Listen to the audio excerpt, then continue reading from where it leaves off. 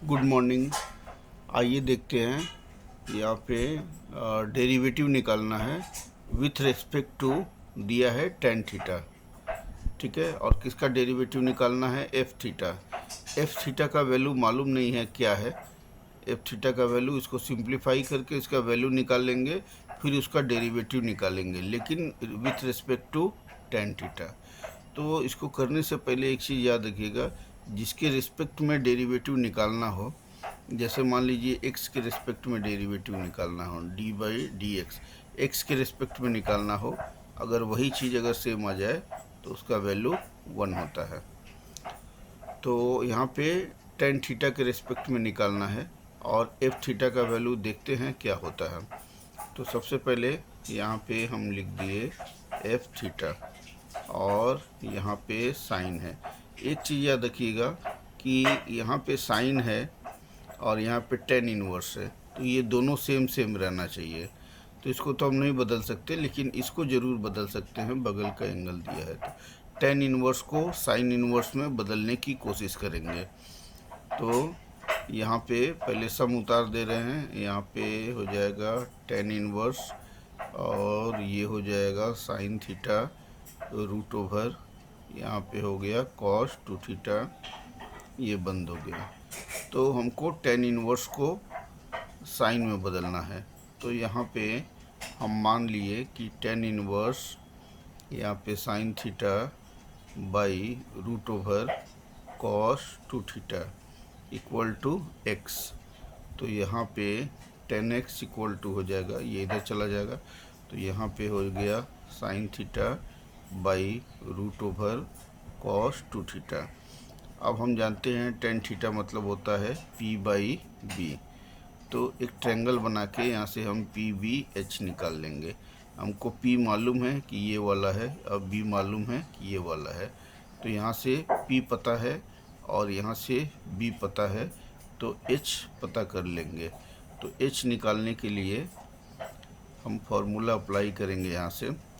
ऐसे तो रेशियो मान के यहाँ पे के मान के किया जाता है, लेकिन हम डायरेक्टली अगर कर रहे हैं तो एच का वैल्यू हो जाएगा पी स्क्वायर और बी स्क्वायर।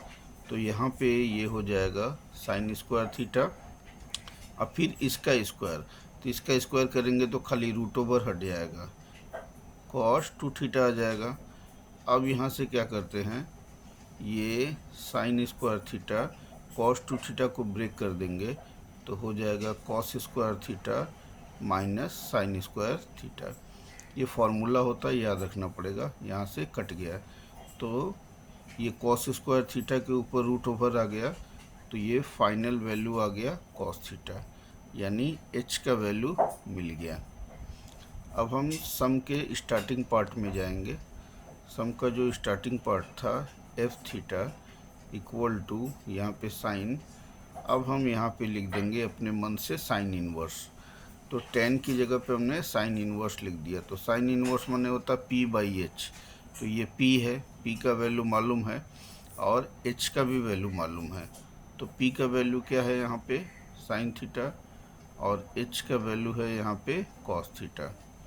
ठीक है, तो ये साइन और साइन इनवर्स ये यहाँ से हट गया, तो साइन बाई कॉस बचा, तो ये हो गया टेन थीटा।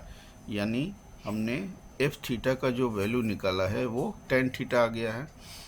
अब जो क्वेश्चन बोला है उसको सॉल्व करने की कोशिश करेंगे।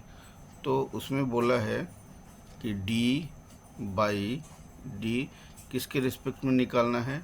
टेन थीटा के रिस्पेक्ट में निकालना है। और किसका डेरिवेटिव निकालना है? एफ थीटा का। तो एफ थीटा का वैल्यू यहाँ पे निकल चुका है। यहाँ पे एफ थीटा का वैल्यू आया है टेन थीटा, टेन थीटा। तो हमने बोला था शुरू में ही कि x के रिस्पेक्ट में ही अगर x का डेरिवेटिव निकालेंगे तो 1 होता है। तो टेन थीटा के रिस्पेक्ट में अगर 10 का वैल्यू निकालेंगे तो वो भी क्या होगा? 1। तो इस तरीके से हम लोग सिंप्लीफाई करके वैल्यू निकाल सकते हैं। स्टेप बाय स्टेप और कुछ फार्मूला और रूल्स समझना होगा तो आसानी से बन सकता है। ऐसा नहीं है कि कोई आईआईटी का एग्ज़ाम निकाल नहीं सकता है। मेहनत, लगन और अच्छी से समझ के प्रैक्टिस करने से एग्ज़ाम क्रैक किया जा सकता है। Thank you for watching my video. फिर मिलते हैं कल एक नए सम के साथ। मेरे वीडियो पे अपना कीमती समय बिताने के लिए बहुत बहुत धन्यवाद।